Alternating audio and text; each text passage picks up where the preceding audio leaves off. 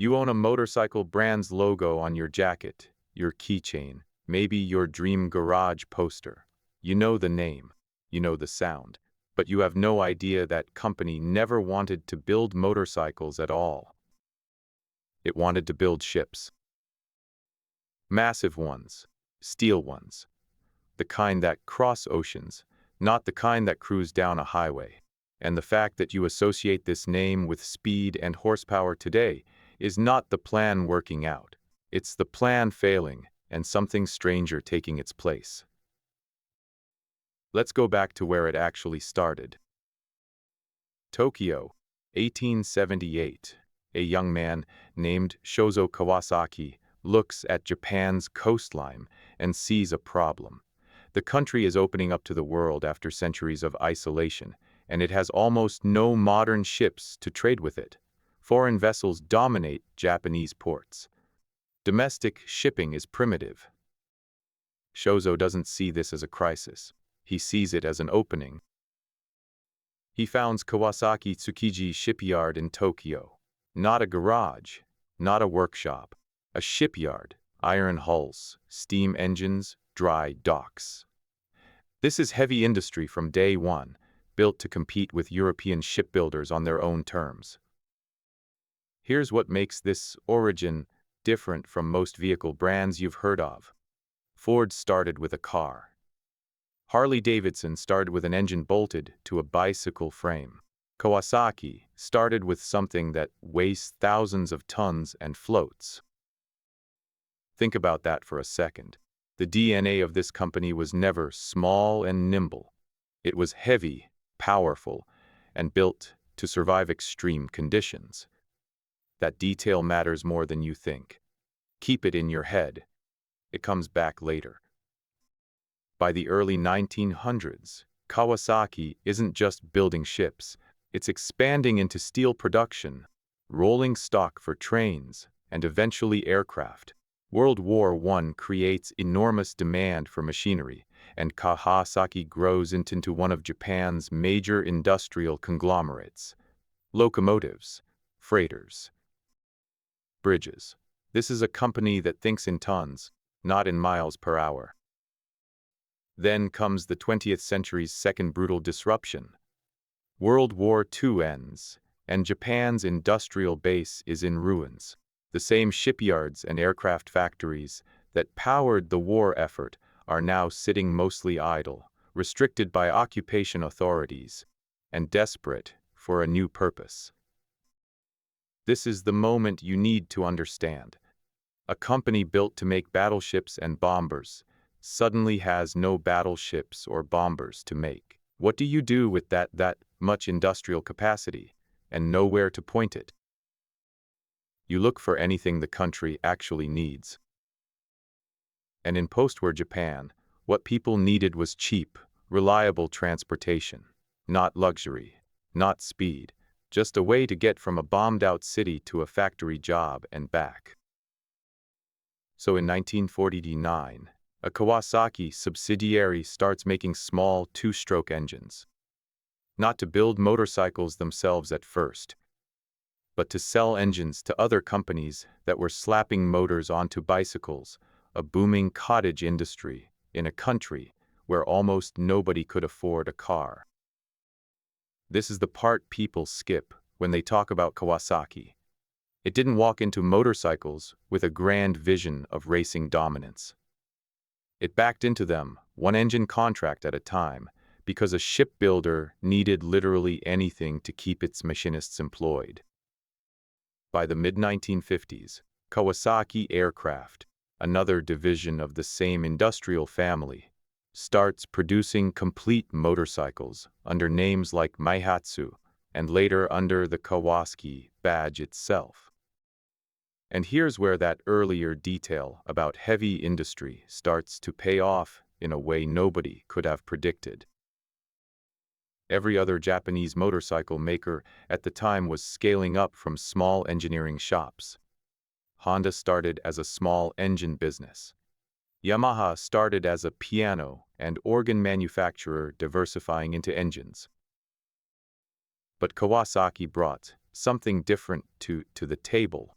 precision metallurgy, aerospace-grade engineering standards, and manufacturing discipline built for warships and aircraft. You can't build a battleship hull with sloppy tolerances. That same obsession with structural integrity gets quietly inherited by the motorcycle division. By 1960, the various Kawasaki industrial companies formally merge into Kawasaki Aircraft Co., which continues expanding its motorcycle operations almost as a side business compared to its aerospace and heavy machinery work. For years, motorcycles are the smaller, almost experimental division inside a giant industrial empire. Then something happens that changes the trajectory completely. In 1966, Kawasaki decides it doesn't just want to sell utility bikes to commuters. It wants to prove something. It wants to be fast, genuinely, dangerously fast. So the company builds a machine specifically to shock the American market, which by the mid-1960s has become the largest and most lucrative motorcycle market on Earth. That machine is the Kawasaki W1, followed a few years later by something far more important, the Kawasaki H1 Mach-Te in 1969, a 500cc two-stroke triple that could outrun almost anything else on the road at the time. It wasn't refined. It wasn't easy to ride. Some riders called it genuinely dangerous, twitchy, and brutal in how it delivered power. But that was exactly the point. Ask yourself why a shipbuilding conglomerate would greenlight a motorcycle engineers themselves considered borderline unmanageable. The answer connects directly back to where this company came from. A business built on outbuilding European shipyards through raw engineering ambition wasn't going to enter the motorcycle world quietly. It wanted a statement, not a compromise. And the statement worked. The H1 built a reputation for Kawasaki as the brand willing to go further than anyone else, safety margins be damned. Racers wanted it precisely because it was uncontrollable in the right hands. That reputation for extremity becomes the foundation of everything that follows. In 1972 comes the Z1, a 900cc four-cylinder machine engineered partly in response to Honda's CB750, but pushed further in output and performance. Historians and motorcycle journalists have long pointed to the Z1 as the moment Kawasaki stopped being a curiosity in the motorcycle world and became a genuine performance leader. Motorcycle historian Ian Falloon, who has documented Japanese motorcycle engineering extensively, has described the Z1 program as one of the most ambitious engineering pushes of its era, developed specifically to leapfrog the competition rather than simply match it.